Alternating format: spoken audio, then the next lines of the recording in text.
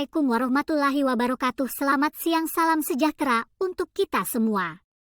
Seputar info kembali hadir di sela-sela aktivitas Anda bersama saya, Wahyuni dan rekan saya Rizka Eliana yang akan memberikan berita-berita terhangat baru-baru ini. Pemirsa, pemanasan global atau bisa juga kita sebut dengan global warming merupakan kenaikan suhu rata-rata di bumi yang disebabkan oleh peningkatan emisi gas rumah kaca yang menyelimuti bumi. Untuk saat ini suhu rata-rata di seluruh dunia itu sudah mencapai sekitar 2 derajat Celcius di mana untuk setiap negara kenaikan suhunya bervariasi yaitu sekitar 2-5 derajat Celcius. Lalu mengapa hal ini bisa terjadi ya? Seperti yang Anda ketahui bahwa segala sumber energi yang terdapat di bumi berasal dari matahari. Ketika energi ini tiba permukaan bumi, ia berubah dari cahaya menjadi panas yang menghangatkan bumi. Efek rumah kaca merupakan pemanasan permukaan bumi dan udara di atas permukaan bumi. Pemirsa, Tuhan telah menciptakan mekanisme efek rumah kaca yang seharusnya menguntungkan bagi kehidupan di bumi. Coba perhatikan gambar berikut. Ini adalah contoh skema efek rumah kaca. Jadi panas matahari masuk ke lapisan atmosfer bumi, kemudian akan masuk hingga sampai ke permukaan bumi, kemudian dipantulkan kembali ke lapisan atmosfer dan sebagian akan keluar dari atmosfer kita dan sebagian lagi tertahan, sehingga akan dipantulkan kembali ke permukaan bumi dan seterusnya. Artinya sebagian panas matahari terperangkap di lapisan udara dan permukaan bumi kita. Nah, mekanisme efek rumah kaca inilah yang memungkinkan untuk bumi kita tetap hangat. Global warming terjadi pasti ada penyebabnya. Berikut penyebab pemanasan global yang pertama yaitu aktivitas manusia. Beberapa aktivitas manusia menjadi penyebab pemanasan global di antaranya. Yang pertama yaitu proses pembusukan sampah organik. Pemirsa, sampah organik yang pada umumnya berasal dari daun sayur-sayuran, buah-buahan, serta sisa-sisa makanan itu dapat terurai baik secara aerob maupun anaerob oleh mikroorganisme. Nah, proses penguraian tersebut akan menghasilkan gas rumah kaca. Kemudian yang selanjutnya aktivitas penggunaan alat transportasi bisa kita lihat pada contoh gambar di sini. Alat-alat transportasi yang digunakan oleh manusia itu menghasilkan beberapa gas yang cukup berbahaya dan tertib karbon monoksida. Kemudian ada juga nitrogen oksida.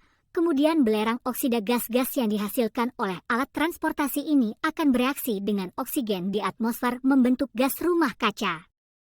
Kemudian aktivitas berikutnya adalah aktivitas industri seperti gambar ini acara bong asap ya, ini adalah pembuangan.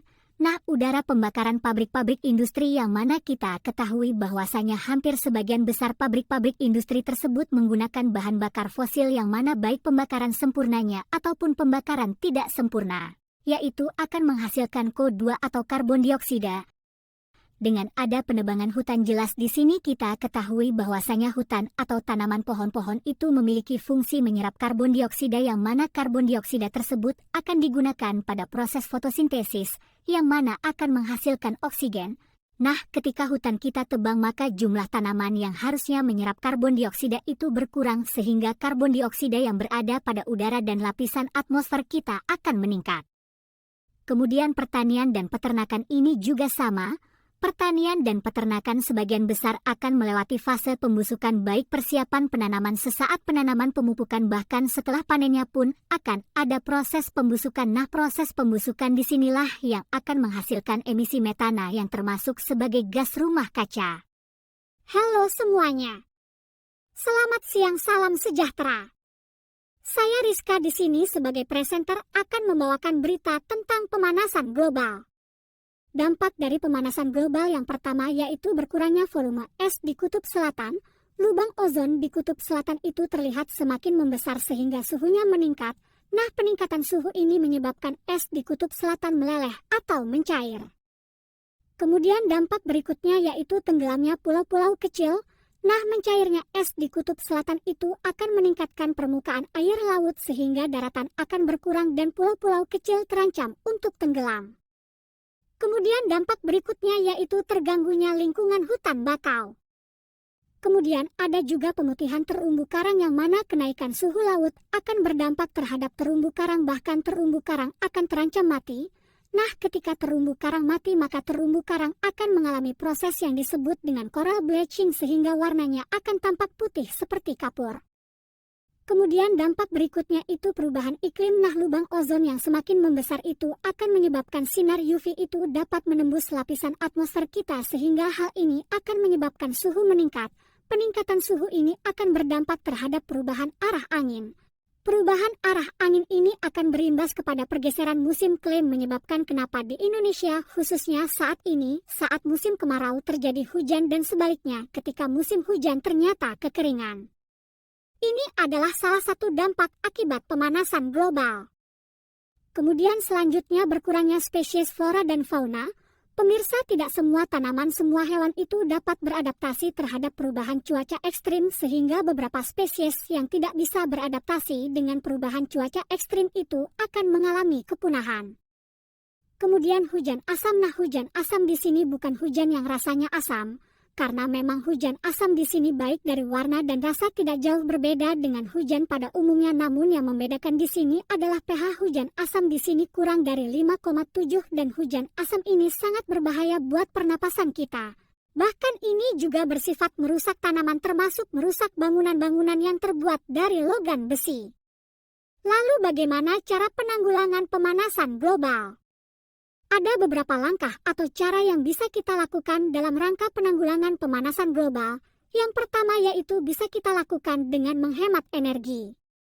Adapun contoh-contoh kegiatan yang dapat kita lakukan dalam rangka menghemat energi yaitu mematikan lampu saat tidak digunakan, kemudian menggunakan alat-alat elektronik dengan bijaksana, mengganti lampu dengan jenis lampu hemat energi, kemudian jalan kaki atau bersepeda jika pergi jarak dekat, kemudian menggunakan transportasi umum, menggunakan mesin industri yang berdaya kecil namun memiliki efisiensi besar, kemudian bisa juga kita lakukan dengan mencari sumber energi alternatif. Contoh-contoh sumber energi alternatif yaitu energi air panas bumi, cahaya matahari, dan energi angin. Kemudian bisa juga kita lakukan dengan mengolah sampah. Nah, mengolah sampah di sini bisa dilakukan dengan 5R yaitu reduce, reuse, recycle, replace, and replace. Nah, reduce di sini adalah mengurangi, artinya kita mengurangi penggunaan sampah plastik. Kemudian reuse di sini menggunakan kembali, kemudian recycle di sini mendaur ulang, kemudian replace ini mengganti, jadi kita ganti barang yang sekali pakai dengan barang yang bisa digunakan berulang-ulang. Kemudian ada reply di sini artinya salah satu sampah organik itu kita jadikan sebagai kompos atau composting. Kemudian bisa juga kita lakukan dengan mencegah kerusakan hutan. Contoh-contoh kegiatan yang dapat kita lakukan untuk mencegah kerusakan hutan yaitu rebesasi atau penanaman kembali hutan yang gundul. Kemudian sistem tebang pilih. Kemudian melakukan penghijauan kembali lahan yang rusak serta bisa dilakukan pula dengan memberantas penebangan hutan secara ilegal melalui Gerakan Nasional Rehabilitasi. Akhirnya kita sudah tiba di penghujung acara. Mungkin cukup itu saja berita yang dapat kita sampaikan. Saya Wahyuni dan rekan saya Rizka Eliana, kami ucapkan terima kasih dan kami pamit undur diri.